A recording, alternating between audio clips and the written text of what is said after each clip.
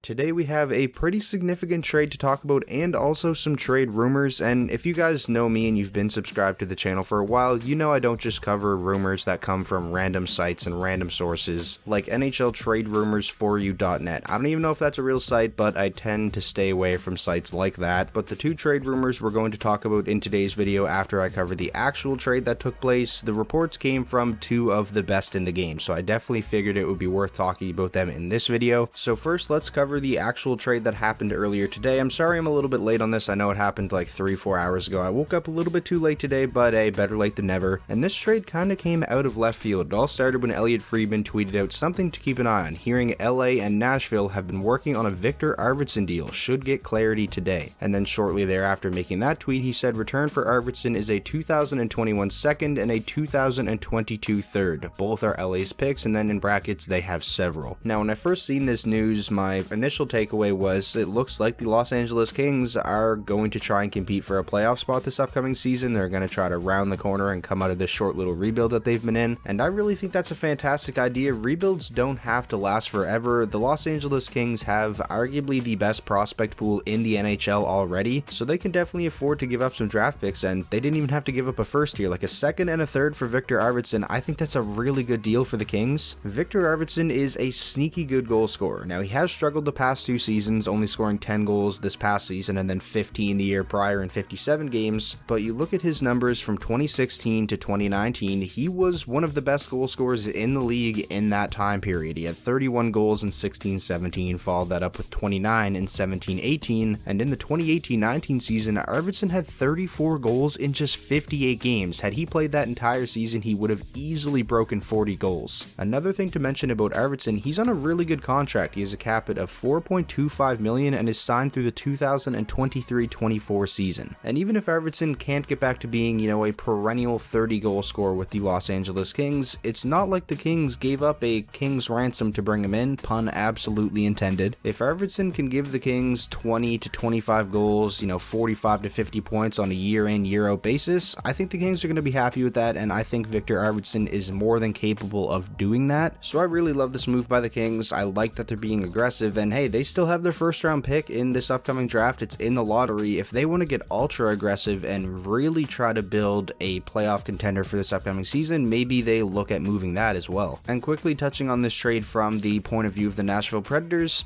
not really a whole lot to say. I can see why they would want to move on from Arvidsson because, like I said earlier in the video, he has struggled the past couple of seasons. You get a couple of draft picks here, you free up some cap space. It's going to be interesting to see. Maybe this is the first of many trades that the Predators are going to make throughout the offseason. Now let's get into some trade rumors. The first one coming from the man himself, Elliotte Friedman. There are rumblings Chicago is working on a potential Duncan Keith trade to either the Pacific Northwest or Western Canada. Word is Keith and team are working together to get him to a place he wants to go. We will see where this goes. Now, when I initially seen that report, my brain skipped over the Pacific Northwest completely and went to Western Canada. Rick Dhaliwal, who is one of the go-to guys when it comes to Vancouver Canucks reports and news, he already said that the Vancouver Canucks are not the team, so we can scratch them off. So that leaves us with Calgary, Edmonton, and Winnipeg. And of those 3 teams, I think the most logical destination here is the Winnipeg Jets. You look at where Duncan Keith is born, Winnipeg, Manitoba. Maybe finishing out his career for his hometown team could be appealing. And also, I mean, the Jets blue line kind of stinks, so I think they could use a guy like Duncan Keith. Now I kind of just want to quickly talk about Duncan Keith and